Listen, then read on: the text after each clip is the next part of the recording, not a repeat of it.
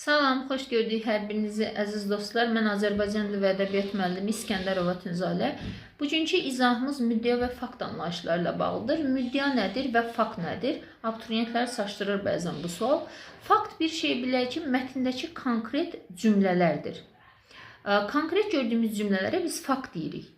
Bəs burada nəyə diqqət etməliyik? Azərbaycan dilinin standartlarından biri oxuyub anlamadır və bu bacarıqlar da imtahanda bizdən tələb olunur.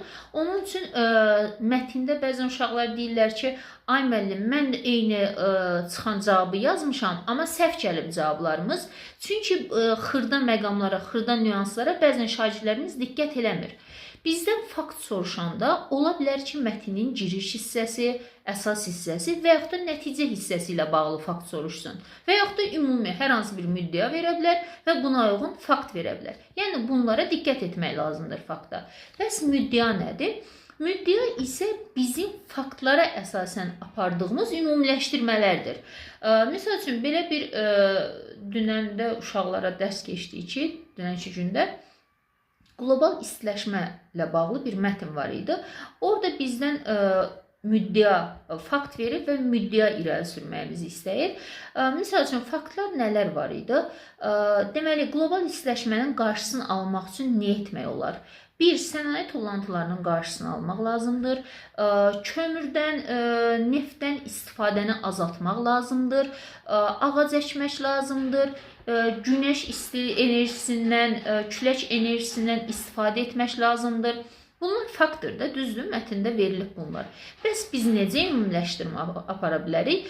Təbii ki, buradan belə bir müddəa çıxara bilərik ki, deməli, hər kəsin və yaxud da hər bir ölkənin qlobal istiləşmənin qarşısını alması üçün üzərinə düşən öhdəliklər var. Gördünüzmü? Bu bir müddəadır. Yəni, burada bizə sadalandı faktlar, deyir ki, bunu eləsən, bunu eləsən, bunu eləsən, qlobal istiləşmə azalacaq. Düzdürmü? Biz də deməli bunu ümumiləşdirərək belə bir nəticəyə gələ bilərik ki, deməli hər bir ölkənin və ya hər bir şəxsin, fərdin üzərinə düşən vacib öhdəliklər, qlobal istiləşmənin qarşısını almaq üçün üzərinə düşən vacib öhdəliklər var. Bu da bir müddəadır. Yəni, həmin faktlara əsasən çıxartdığımız müddəadır. Müddəada diqqət eləyəcəyimiz bir məqam var ki, müddəa mətndə öz əksini tapmamalıdır. Bu, bizim fikrimizdir, bizim ümumiləşdirməmizdir.